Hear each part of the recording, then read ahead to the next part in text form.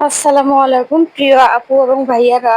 আজকে ভাবছি তোমাদের সাথে আমার চিকেন ফ্রাই রেসিপিটা শেয়ার করব। এখন আমি দিয়ে দিলাম লবণ, তারপর হচ্ছে দিয়ে দিচ্ছি শুকনা মরিচের গুঁড়া, এখন দিয়ে দিচ্ছি আদা রসুন রসুন বাটা দিয়ে দিলাম, আদা বাটা দিয়ে দিলাম।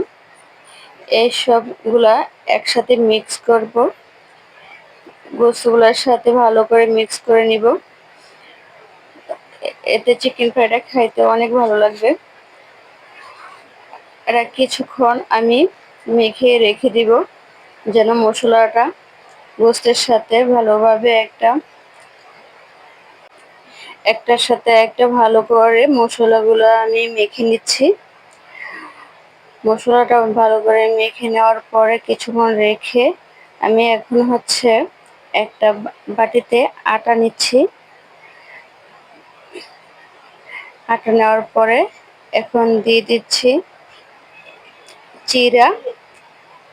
চিড়াগুলা দিয়ে দিলাম।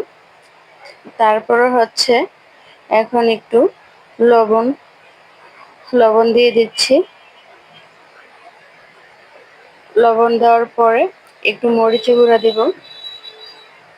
মরিচের গুঁড়া দিলে কি হচ্ছে যে চিকেন ফ্রাইটা খেতে ভালো লাগে, এটা খেতে টেস্ট পাওয়া যায়, ঝাল ঝাল লাগে।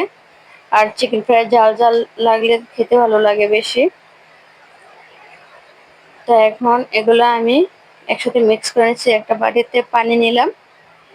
এই পানি হচ্ছে এবার এখানে রাখার পরে এখন হচ্ছে আমি চিকেনটা আটার সাথে মিক্স করে এই পানিতে একটু ভিজিয়ে নিব।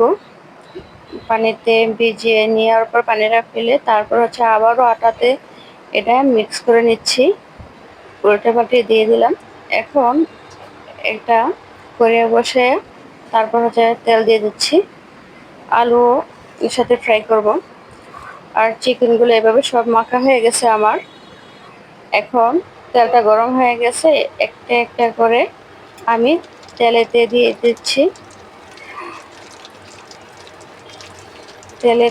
দিচ্ছি একটা করে।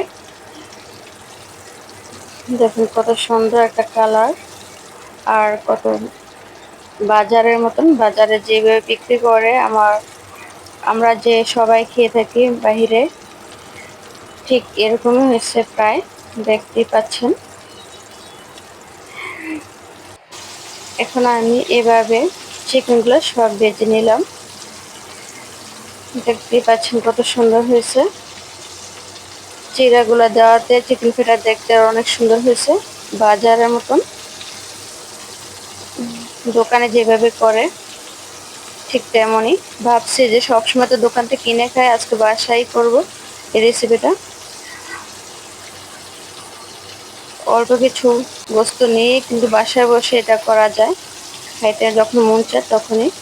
দেখেন তো আমার কেমন হয়েছে চিকেন ফ্রাইটা, সস সাথে আছে। আলুটা এখনো ভাজা হয়নি, এটা চুলাতে রয়ে গেছে। ভাবছি এখনই পরিবেশন করি। আর বিশেষ করে কারেন্ট চলে গেছে তাই দেখালো না আলুটা। তো আমার চিকেন ফ্রাইটা দেখতে কেমন হয়েছে প্রিয় বন্ধুরা। আসসালামু আলাইকুম, সবাই ভালো থাকবেন। খোদা হাফেজ।